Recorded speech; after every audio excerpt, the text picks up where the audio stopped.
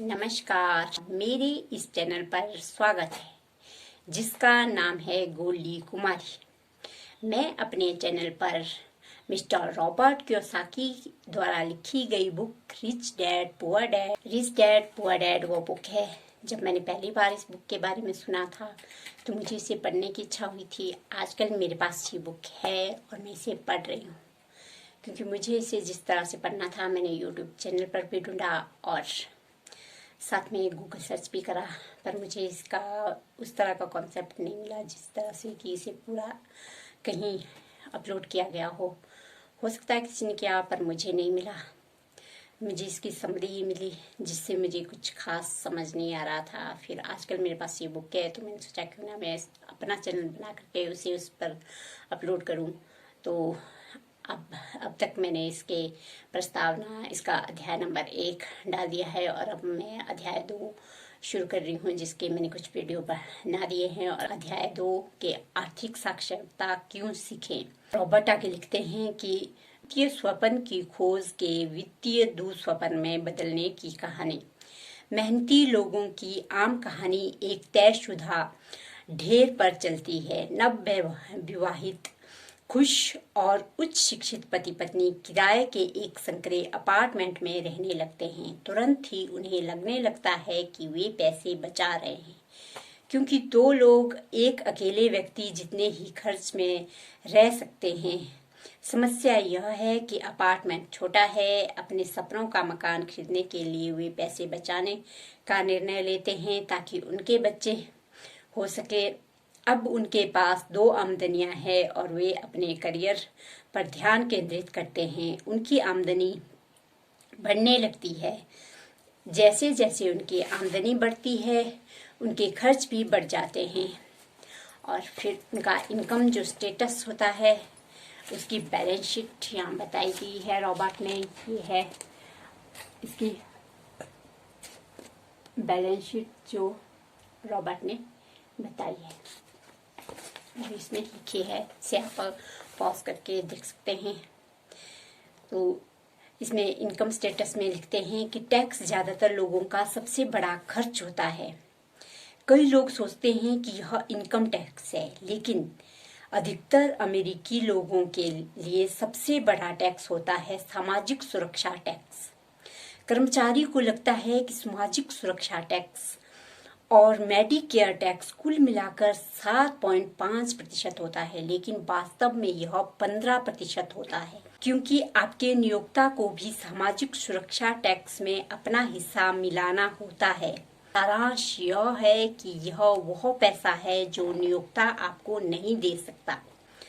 इससे भी बढ़कर आपके वेतन में जो भी सामाजिक सुरक्षा टैक्स का पैसा काटा गया है और जो पैसा आपको मिलने से पहले ही सीधे सामाजिक सुरक्षा टैक्स में चला गया है, उस पर भी आपको इनकम टैक्स देना होता है।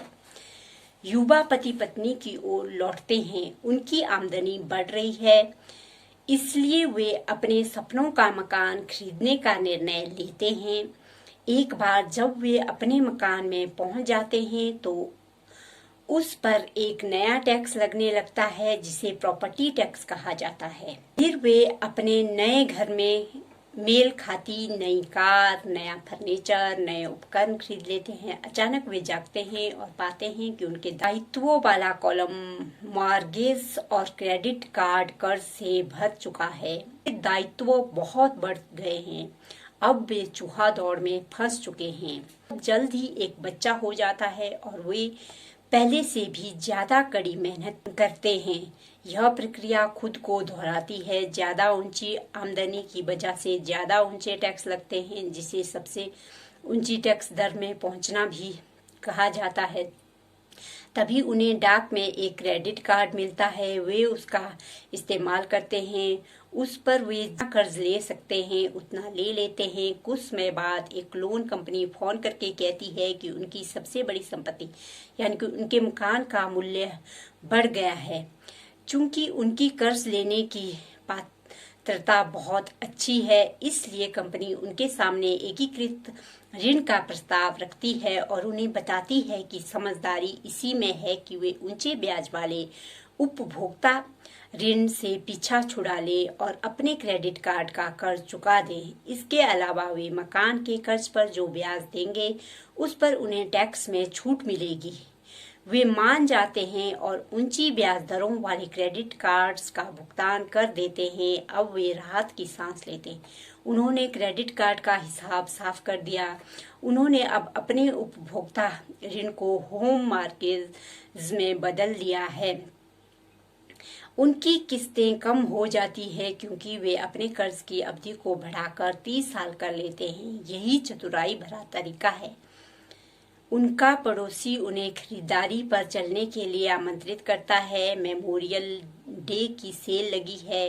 वे खुद से वादा करते हैं कि वे बस दूर से देखेंगे, लेकिन फिर भी वे अपना क्रेडिट कार्ड साथ ले जाते हैं ताकि वक्त जरूरत काम आए। मैं इस युवा पति पत्नी से हर समय मिलता रहता हूँ। उनके नाम बदलते रहते हैं, लेकिन पैसे की तंगी वही रहती है। वे मेरी बातें सुनने के लिए मेरे भाषणों में आते हैं। वे मुझसे पूछते हैं, क्या आप हमें बता सकते हैं ज्यादा पैसे कैसे कमाए जाए? वे यह नहीं समझ पाते हैं कि समस्या दरअसल यह है कि वे अपने पास मौजूद पैसे को कैसे खर्च करने का चयन करते हैं। यह समस्या वित्तीय निरक्षरता के कारण उत्पन्न हुई है। इसलिए उत्पन्न हुई है क्योंकि वे संपत्ति और दायित्व के फर्क को नहीं समझते।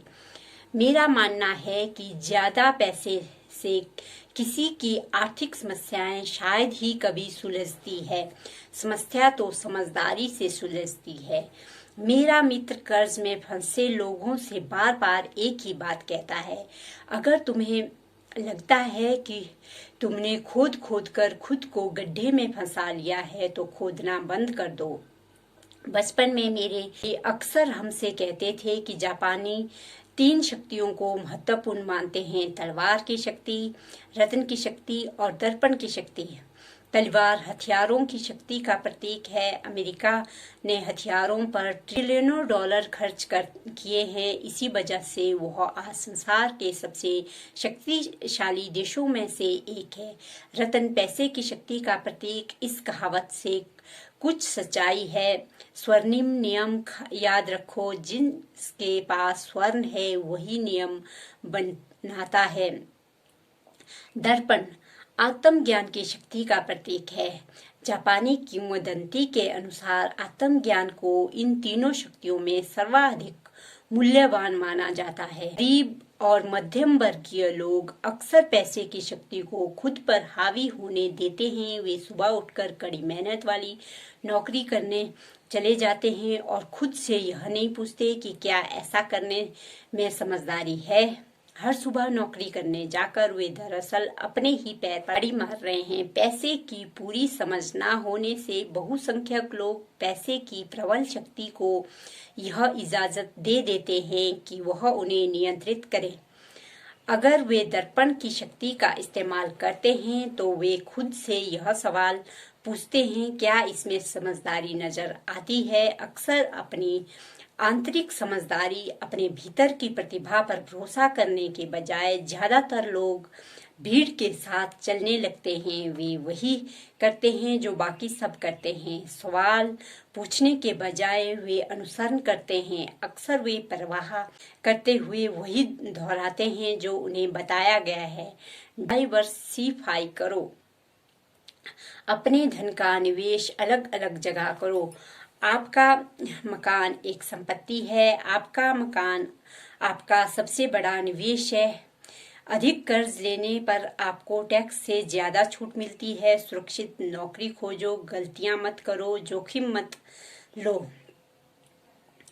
आज के लिए इतना ही। आगे का पार्ट अगली वीडियो में। अगर आपको ये वीडियो अच्छे लग रहे हैं तो आप मेरा ये चैनल सब्सक्राइब कर सकते हैं और मेरे इन वीडियो को लाइक कर सकते हैं। आपका इन वीडियो से संबंधित कोई भी कमेंट हो तो आप वो भी कर सकते हैं। इस वीडियो में फिर मिलेंगे।